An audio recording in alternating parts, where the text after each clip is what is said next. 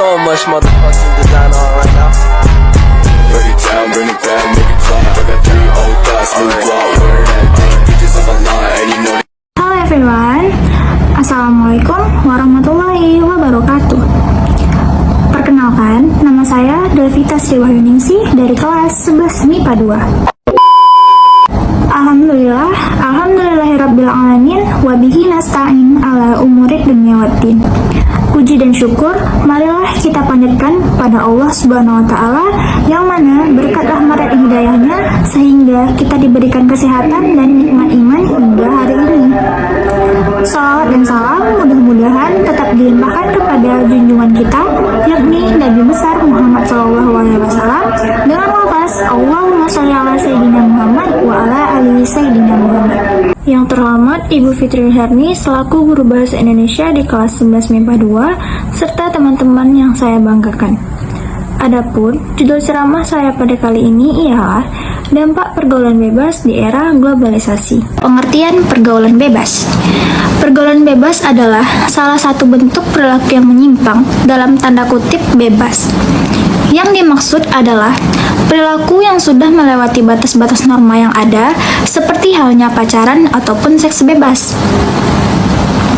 Masalah pergaulan bebas sering terdengar baik dari lingkungan maupun media massa.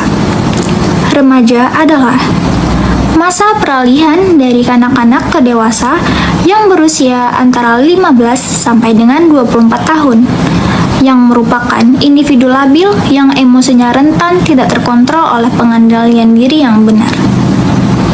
Masalah keluarga, kekecewaan, pengetahuan yang minim, dan ajakan teman-teman yang bergaul bebas membuat makin berkurangnya potensi generasi muda Indonesia dalam kemajuan bangsa. Beberapa perilaku pergaulan bebas, diantaranya yang pertama ialah pacaran.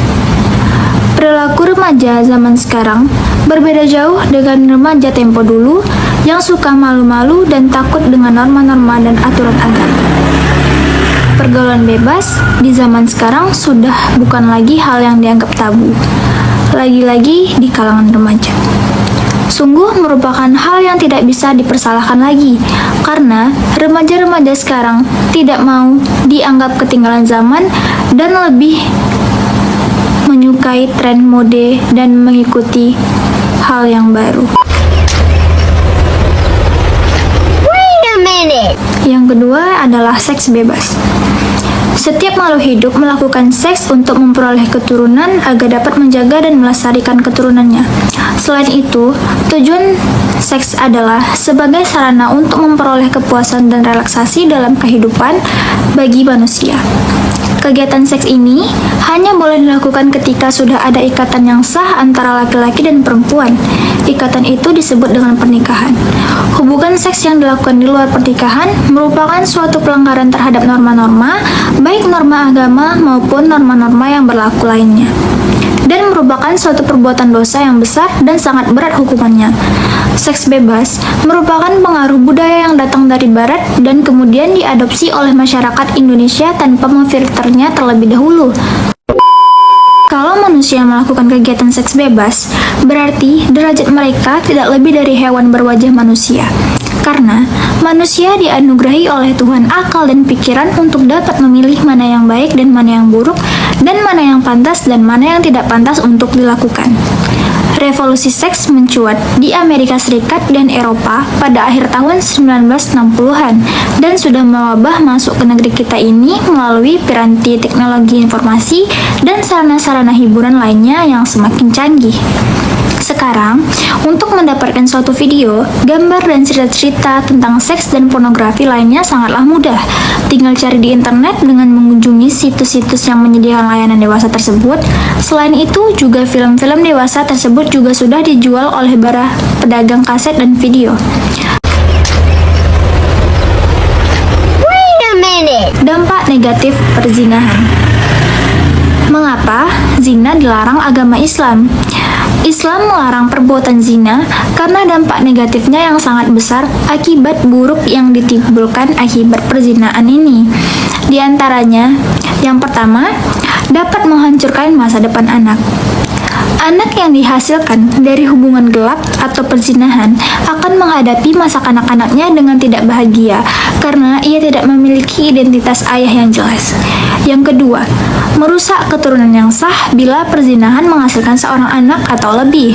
Keturunan yang sah menurut Islam adalah anak yang dilahirkan dari pernikahan yang sah bila hubungan gelap itu dilakukan dengan dua atau lebih dari laki-laki, maka akan mengaburkan hubungan nasab atau keturunan kepada bapak yang sebenarnya.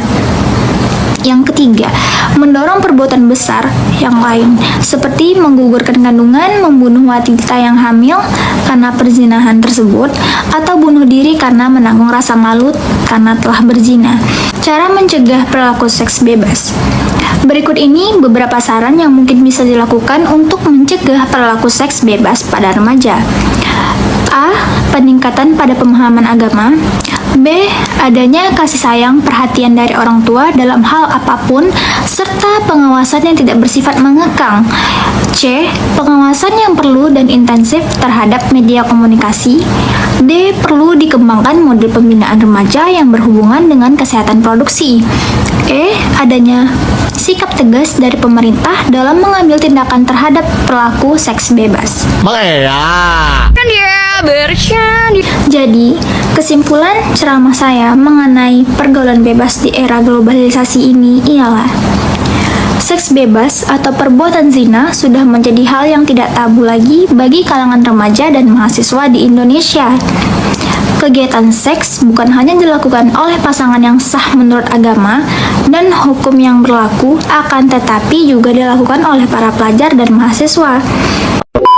Demikianlah ceramah saya mengenai dampak pergaulan bebas di era globalisasi. Semoga kita semua dapat terhindar dari bahaya pergaulan bebas di era globalisasi ini. Sebagai generasi muda, sebaiknya kita pandai-pandai dalam memilih lingkungan serta lebih memilih teman-teman yang baik untuk dijadikan teman. Hanya itu yang dapat saya sampaikan. Lebih dan kurang saya mohon maaf. Saya akhiri.